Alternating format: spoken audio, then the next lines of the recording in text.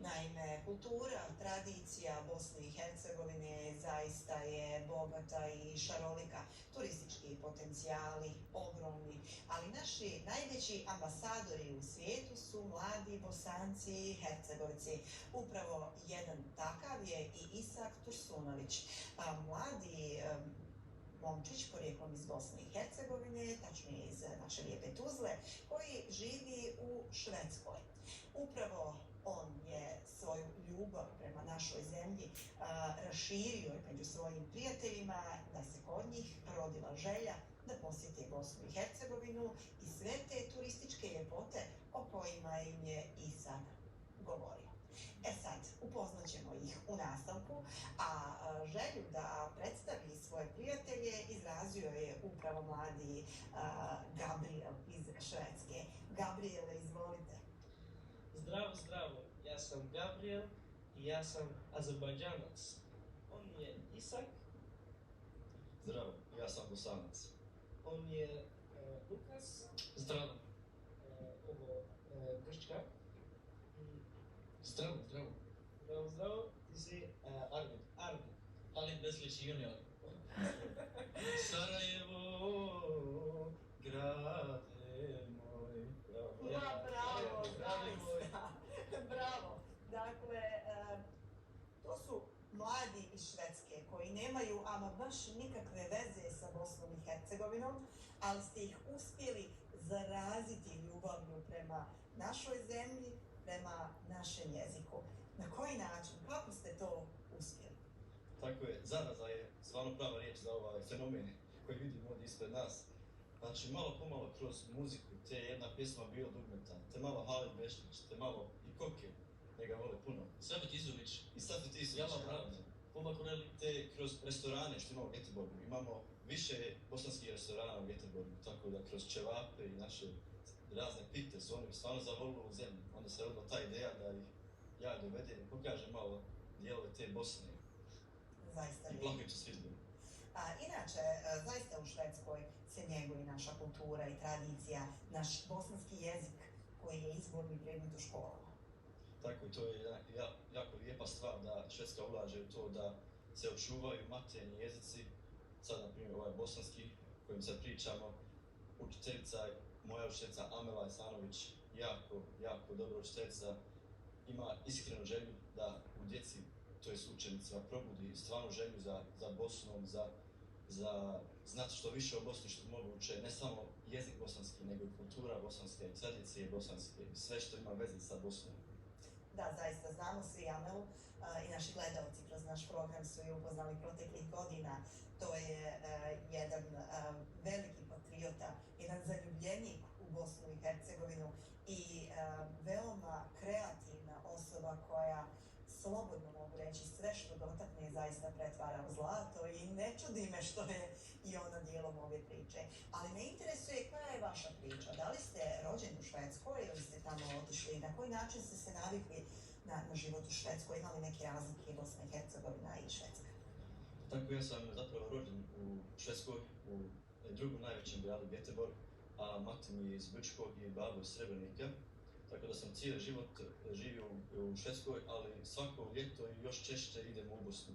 Tako da sam upoznao i bosansku kulturu, naravno švedsku kulturu. Mogu reći jedno kao prvo da je nekako sve opuštenije u Bosni, mada možda to nekima zvučalo čudno, stvarno moram reći nekakva opuštenost i iskrenost je jako prisutna u Bosni. To mi se jako sviđa i to pokušavam sam njegovati. Taj naš bosanski duh. To je to, zapravo. Da. Zamolit ću prijatelje iz Švedske da nam kažu zapravo neke svoje prve impresije o Bosni i Hercegovini. Vi ste imali let danas popodne, je li tako? Ne znam da li ste se umorili i odmorili do ovog gostovanja i da li su uspjeli vidjeti bar djelić naše prelijepe zemlje? Ima nešto u Bosni. Ševap, burek, Cemer Koke, Halid Beslić, Safet Izović, Tuzla, Srebrenik, Sarajevo. Tako je, znači zaista mnogo toga ima. Čekajte, burek. To je to. Mostar. To što Stvari može. Arvid želi reći Sirnica. jeste da ima dosta toga lijepog u Bosni vezano za kulturu i za hranu i za ljude. Dosta toga lijepog što je njima ostalo u sjećanju i što će oni sigurno opet će ih privući u Bosnu, ja mislim. Ima ona poznata izreka, ko se jednom napije vode sa Bašašije, znate kako ide izreka, opet će se znači vratiti. Nikad taj iz Sarajeva zaista neće otići. Nikad, ja mislim da ovi momci skoro neće otići u Bosnu, uvijek će se vraćati. Volim te bosanski muziku. Tako i bosansku muziku jako volim. Odlično. Baš ste odradili dobar posao. Ne samo da ste ih zarazili tom ljubavlju prema Bosni i Hercegovini, nego su odlično naučili jezik. Pa tako i trude se, jer Gabriel ima i bosansku curu, tako da i kroz toga uči se bosanski. Tešanka ima. Da. Bosanke su vrlo lijepe, ali tako, pa i Tešanka. Tako je zaista. A želio bih spomenuti sve naše tradicije što mi čuvamo u Göteborgu, u Švedskoj, kroz razne manifestacije na kojim su i ovi momci prisustvovali, na primjer, obilježavanje 30. godišnjice Dana nezavisnosti.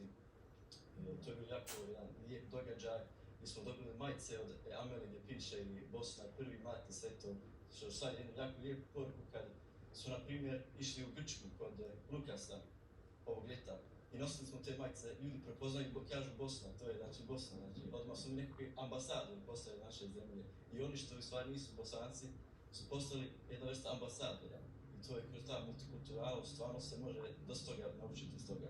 Zaista divno. Evo, moram upitati ih, da li ih je taj prvi dojam o Bosni danas razočarao? Kakva su očekivanja imali, a na što su, evo, danas naišli? Första intrycken, vilka är de? A very beautiful country, and I really liked the songs, the music by Kokki, Halil Beslić, Sapetisovich, Buba Koreli. Znači, Muzičari su naši najbolji Znači, sada. čuli su već muziku i na aerodromu i u gradu i to je odmah, znači nekako, to je neka vrsta dobrodošlice odmah. I really like the beautiful culture and the architecture in the different cities here in Bosnia. They're very beautiful. Znači, arhitekturu su zavolili odmah i to im se plako sviđa. Yes, I really like the different landscapes they have because it doesn't really, you don't see that a lot in Sweden. So it's kind of behind the scenes of what actually is Bosnia. Sviđa im se bosanska priroda, Priroda. to je to i brda i planine i sve to im jako lijepo je, malo je drugačije nego kako to izgleda u Švedskoj. Mi se svi divimo Švedskoj, želimo je posjetiti, neki bi voljeli tamo i živjeti, ali zaista i naša Bosna je lijepa i ima šta pokazati. Vi ste u toku ovih 7-8 dana koliko boravite u Bosni i Hercegovini zaista napravili jedan dobar plan. Želite obići mnogo toga. Mnogo toga želimo obići. Od Brčkog na sjeveru pa do Mostara i Bune na jugu. Znači skoro cijela Bosna i Hercegovina. Počinjemo ovdje u Tuzli, znači danas su sletili momci i odmah idemo na intervju da pričamo o našim iskustvima, a i o budućim, o planovima. Planiramo ići u Brčko, u Srebreniku, pa i Gračanicu i Gradačac, poznatu Kulu, Gradaču naravno, posjetiti, pa i u Mostar, i u Sarajevo i na Blagajić. Dosta toga je planirano i rafting je planiran u Konjice. Ali ne Tešank. Nažalost ne Tešank ovaj put. Pa kako ste to mogli uraditi? To je za sljedeći put, mora se nešto ostaviti. Ajmo onda napraviti neku preorganizaciju da i Tešank posjetite u toku ovih dana. Mnogo je to zapravo posla za vas. Malo je vremena, a puno vaših želja. Na koji način ste zapravo birali i redali destinaciju? Gledao sam malo šta se njima sviđa. Znam, na primjer, Lukas voli malo avanturu, tako da sam ubacio rafting. Arvid voli ovaj gradski život, tako da je tu Tuzla naravno, pa i Sarajevo, pa malo i Mostar, znači da taj nekako osjeti duh bosanski i život bosanski, noćni život isto, kafane i sve to, kafići, znači opet tu muzika što se njemu jako sviđa. I Gabriel voli prilično puno prirodu, znači priroda, voda, jezera, sve to što dolazi s tim. Tako da sam malo htio da od svega malo da uzmemo i ti su gradovi nekako kurlinu napravili sa sjevera na jug, pa nekako lijepo ispalo to sve. Ali izazov hoće biti da sve to stignemo, ako Bog da sve će to nekako lijepo ispasti otiće opet u Švedsku sa puno lijepim uspomenima i naravno će pričati familijama i porodicama, drugovima, osjećati to što su vidjeli u Bosni i možda i njih dovesti u Bosnu. To je zaista jedan lijep plan i jedna jako lijepa priča. Nadam se da ćemo se evo ponovno vidjeti po vašem povratku s tog putovanja, da nam prenesete impresije i da nam kažete šta vam se to najviše svidjelo. Meni ne preostaje ništa drugo nego da vam sad zahvalim na odvojenom vremenu, na ovom gostovanju, na ovom zaista divnom iskustvu koje ste nam priredili, kako što smo vas uopšte upoznali. I naravno, mnogo sreće u budućim danima. Hvala vam puno, hvala na ovom gostovanju, ovoj prilici da ispričam malo o ovom projektu, mogao bi se reći. Hvala. Hvala. Hvala. Hvala vama i sretno! Hvala.